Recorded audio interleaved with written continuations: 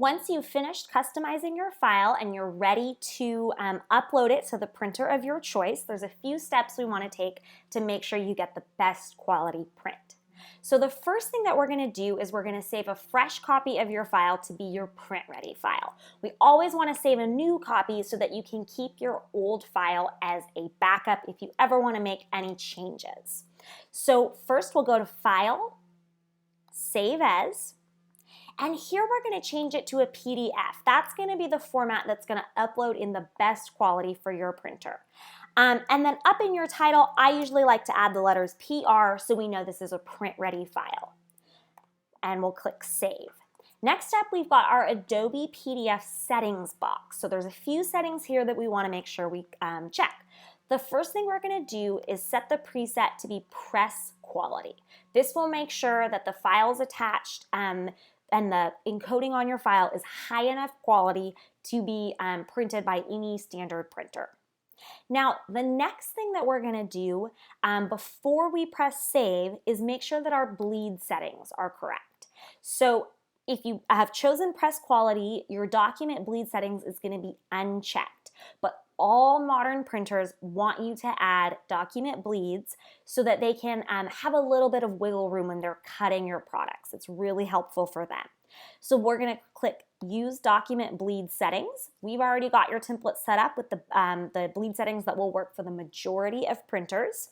And then you will see that they've been grayed out here, but you'll see that we're adding 1/8 of an inch. Then we'll press Save. Now, here you've got a press quality PDF, but there's a few more steps that we want to take. And that's just to make sure that there's no font issues or encoding issues when it gets uploaded to the printer. So what we're going to do is we're going to take 2 steps. We're going to use Command A to select all. I think we can also go to Select and select all if you don't want to use the keyboard shortcut. Make sure we've got everything on our artboard selected, and then we're going to do 2 quick jobs. So we're going to go to Object, Path, and Outline Stroke. What that does is if we have any lines on our document, it's going to outline them into objects. This is not super important. If it's confusing, don't worry about it.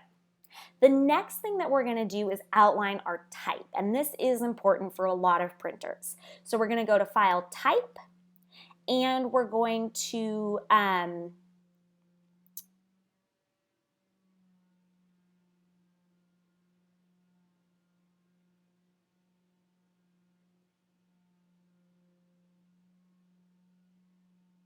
create outlines. Okay? The keyboard shortcut is Command-Shift. Oh, that's what I'm used to using. So it took me a minute to find it there. But again, it's Type and Create Outlines. What this is going to do is take all of our typography and make it into an outlined shape instead of type. That means that if the printer doesn't have your font files, nothing can go wrong. And you'll see again with our Font Awesome, that's also been outlined into shapes. The last thing we need to do is make sure that your font or that your document is using the right color space. So we want to make sure that it's printing in CMYK. So you're going to go to File, Document Color Mode, and just make sure that CMYK is checked.